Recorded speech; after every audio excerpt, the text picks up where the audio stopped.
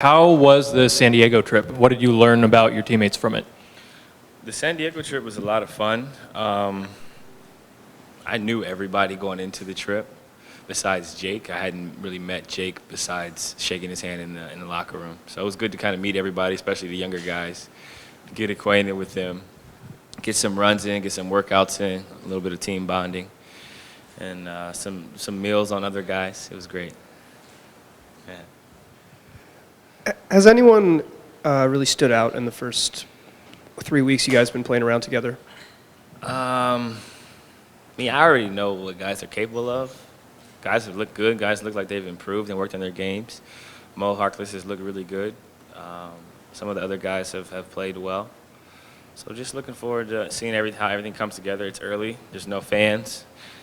There's no pressure. So you really get to see what people are made of when the lights come on. So I don't really judge an empty gym playing against people you're comfortable playing against. CJ, how's it going? Good. What do you like most? Good. What do you like most about the roster, the depth, the different pieces that this team has? I think it'll create a competitive environment. In years past, and I'm sure it's like that on a lot of teams where you know who's going to play, you know how many minutes guys are going to get, and it's not as competitive in practice. I think when you're playing for something, and you know that each practice is indicative of who's going to play in the game, the results matter more so than the process. I think that you get to see what guys are really made of. Practice is going to be competitive. There's a lot of guys competing for minutes, competing for spots, so it'll be a lot funner in practice.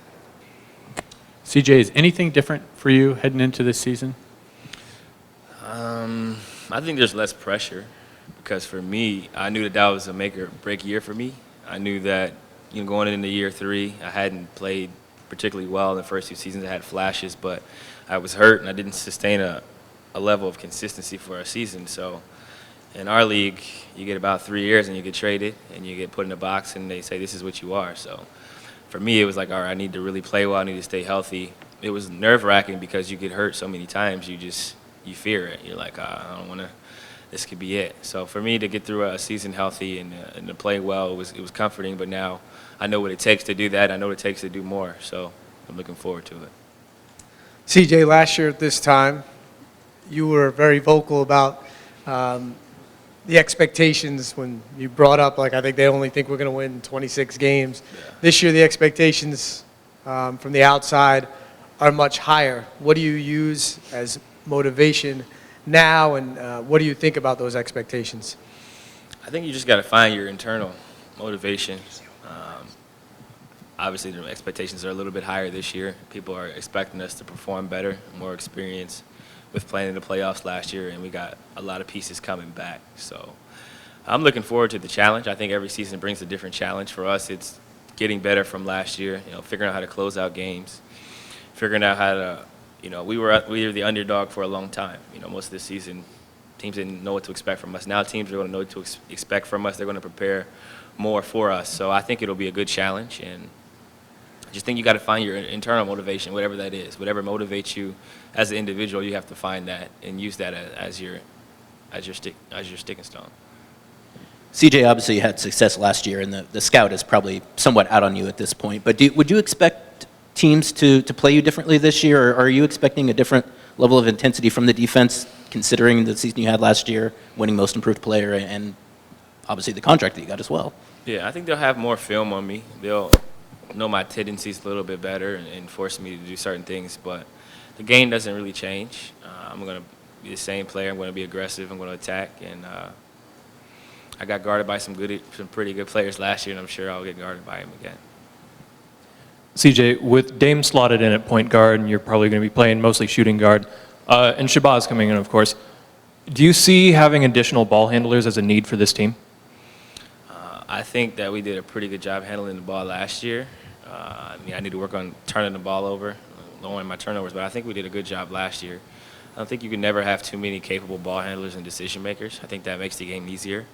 Look at some of the better teams, like the Spurs. They have a lot of guys who can make decisions, not necessarily ball handlers, but when they had D out, he was a good passer. Tim Duncan, they all were good passers off the pinch post and could do a lot of different things. So guys that have high basketball IQs and can do multiple things is important for the NBA. CJ, what part of your game are you most proud of that you improved this summer? I mean, I think I'm most proud of everything. I wouldn't signal out one thing. We haven't played any games, so nothing's really going to translate to practices and, just seeing where you're at physically and mentally. But just understanding the game a lot better, being more sharp, tendencies, plays, not just our plays, but other teams' plays, and kind of thinking the game through. As a younger player, you just play and react. As you start to get older, you start to get more experience, you start to think the game. And I think once I can put both those together, I'll be a special player. Hi, CJ. Orlando Sanchez, KGW. How you doing?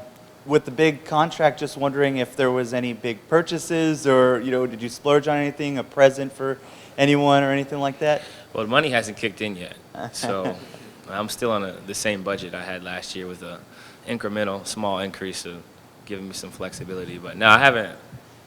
I live a simple life, man. I got the same car since 2013. We'll be buying another one at some point, but not right now. And I'll get a house. I'll buy a house at some point. But my brother and I purchased a house for my mom in Ohio. But other than that, I'm saving my money, man. I got a lot of expenses in the near future, kids, all that stuff. I need to be ready.